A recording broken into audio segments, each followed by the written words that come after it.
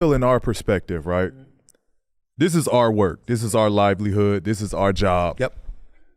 And I felt this way for part of my career. Sure. Of like, damn, I'm off the media too. Yep. I don't want to talk to this person. Yep. I don't want to talk to that person. Leave me alone. Right? They beat me up enough. They've said this thing about me. Granted, like, I'm trying the best that I can. Sometimes I come up short. That's cool. I got to live with that. Right. That's not for you to dissect and tell me I should have did this. I know what I got to do. You know what I mean? Right. So when it comes to that, it comes to a point of like, at that point, I'm going to just remove myself. Got you. And I'm going to take myself away from talking to the media. Right. Because regardless what I say, it's going to come out the wrong way anyways. Right. Whatever point I'm trying to make, they're going to take that and run with it. Well, I got it. And so that's what brought me to the conclusion of doing my podcast. Right. Because now I can express how I feel. I can say what I want. And I know it's coming straight from the mouth of me. I don't got to worry about clickbait. I had this conversation with this personnel, and this is the part that he wanted to put in his story. It's coming from me now. It's my story. That's cool. And you're right to do that. You're not wrong. Right? So anybody that tells you you're wrong is wrong. But there's a flip side to it that you might not have considered. Did you know that if a reporter walks up, let's say, for example, Paul George is, yo, man, I think I'm worth $50 million. I want this contract.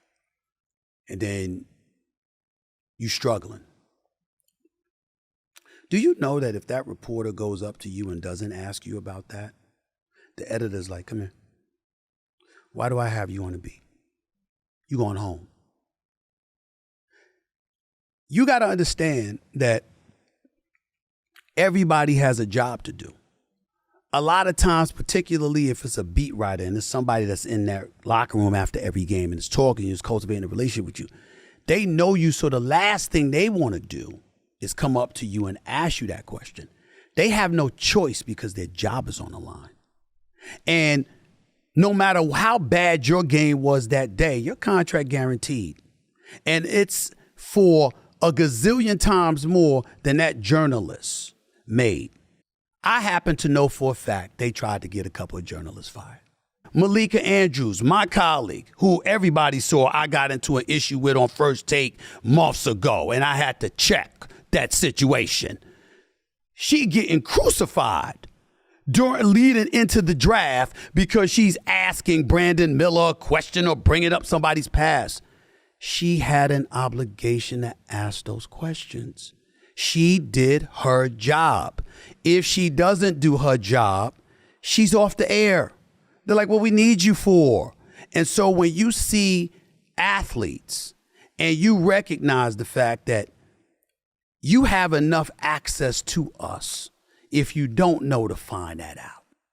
Stephen A. Smith wants all of us to feel sorry for Malika Andrews because apparently her job forces her to compromise basic human morals and integrity. Was it ESPN or Malika Andrews that accused Jalen Rose of putting his hand in her fucking armpit? Get your finger out of my armpit. Was it ESPN or Malika Andrews that shitted on Adrian Payne's tragic death by including a segment about a sexual assault allegation that he was not convicted of? Was it ESPN or Malika Andrews' idea to call into First Take and try to embarrass Stephen A. Smith on his own show? Was it ESPN or Malika Andrews' idea to bring up a criminal case on draft night that Brandon Miller has not been charged with because he does not commit a crime? If your job demands you to compromise your morals, and that's assuming Malika had them in the fucking first place, then any human with a soul would quit that job. I don't feel sorry for this clout-chasing feminist who constantly attempts to destroy athletes, coaches, you name it, for no reason. I understand that she has an opinion and that ESPN will force her to ask questions from time to time. That's her job. But the shit that Malika Andrews has been doing for the past few years implies that either she is a mastermind of stirring up controversy or is allowing herself to be used by the Disney ESPN machine to push their agenda.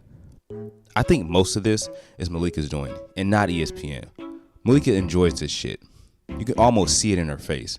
She thinks she's right about everything and will try to cancel or silence you if you don't agree. Her personality is typical of those on the extreme left.